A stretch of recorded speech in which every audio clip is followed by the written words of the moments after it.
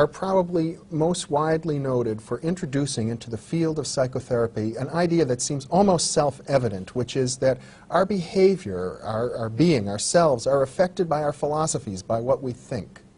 Right.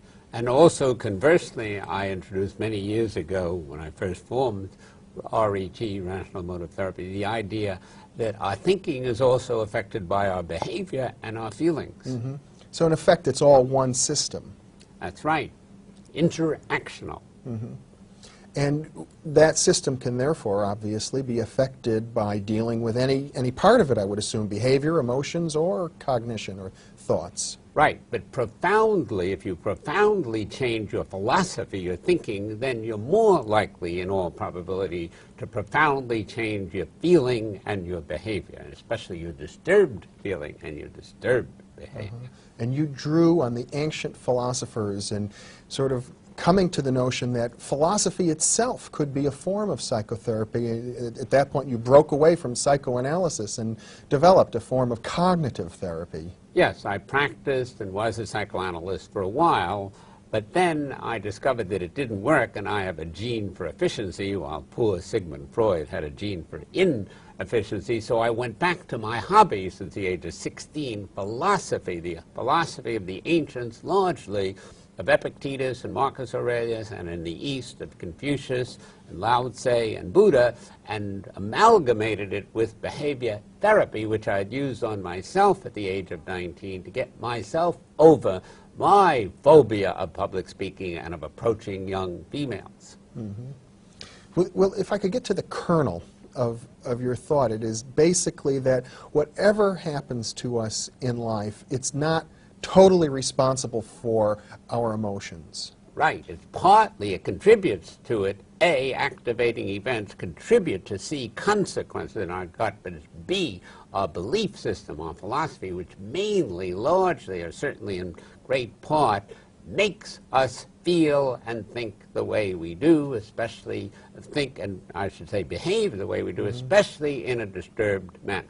We disturb ourselves. And typically, I suppose, when a person is very angry or very depressed, they almost always think that it's something outside that's causing that. Right. And we normally, and I think biologically, tend to think that because, see, consequences, my anger immediately follows you are treating me unfairly, that you made me angry instead of you made me feel sorry and regretful to some degree, but my anger I added by commanding and demanding that you not do what you indubitably did. And in a sense, if I'm right, you broke with Freud in suggesting that the parents aren't responsible, early upbringing isn't responsible, that we teach ourselves these kinds of neurotic behaviors. Right. We're born gullible to our parents, influenceable, teachable in the first place. Therefore, we stupidly listen to our parents, but then we invent many must, shoulds, oughts, demands, commands, in addition to the standards, the values that we adopt from our parents. But the standards don't upset us. We mainly upset ourselves with those Jehovian commands. Yeah. You've used the term, I think you must have coined it, masturbation. Right. That masturbation is good and delicious, but masturbation is evil and pernicious, is one of my sayings. And masturbation is when we tell ourselves, I must do this, or things must be this way, even though they're not. Right. The three main musts are I must do well, or I'm no good. You louse, must treat me well, or you're worthless and deserve to roast in hell. And the world must give me exactly what I want, precisely when I want it, or it's a horrible, awful place. It would be awful. It would be terrible. Right. Because of the must. If you didn't masturbate, then you wouldn't awfulize, terribilize, catastrophize, say, I can't stand it, and put yourself down. If you're only stuck with, I'd like very much to do well, but I never have to, then you wouldn't then disturb yourself. Yeah.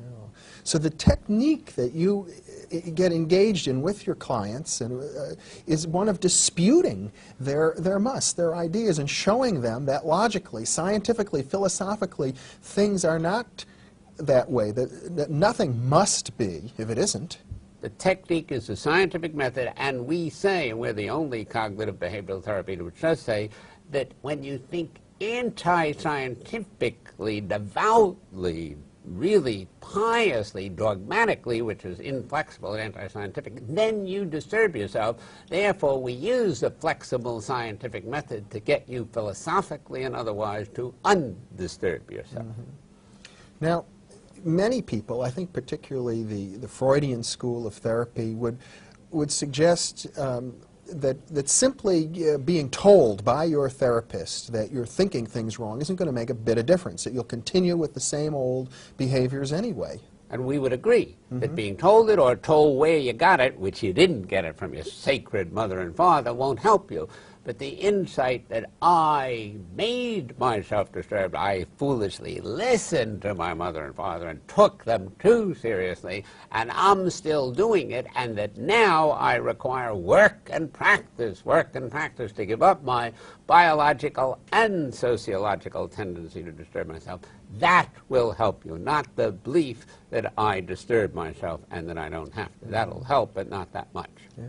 Well, doesn't the idea that if you can simply change your philosophy, that your whole behavior will change, somehow go against the behaviorist concept or the materialist notion that the mind doesn't really influence matter? In effect, you're saying that our mind will influence very significantly, but we also say that since you worked at this foolish philosophy, ingrained it in yourself, conditioned yourself, that therefore it requires work and practice to give it up, and it requires feeling against it. So we always use cognitive thinking and emotive, dramatic, evocative, and behavioral techniques to get people comprehensively to change and to stay changed. In effect, what you say is that every emotional state has its concomitant belief system. Right. That even sorrow and regret, which would be appropriate emotions when you're not getting what you want, have the belief system, it's too bad, isn't it unfortunate, while horror and depression has it's awful, and it must not be this way, and I can't bear it. So, and each of the negative self-defeating states, such as depression or anxiety or despair or rage, has some individual difference in what you tell yourself, what you believe philosophically. So, in a sense, the heart of your philosophical approach then is to distinguish between what we might call appropriate philosophies, appropriate emotions, and inappropriate ones. And oddly enough, I discovered after years of doing rational emotive therapy, RET, that there only are a few differences, and one main difference, and it's crucial, is taking a preference, a desire, a goal, a value, practically all of which are legitimate, and escalating it again, transmuting it into a demand, a should, an ought, a must, an absolute. In other words, the most terrible thing could happen to me.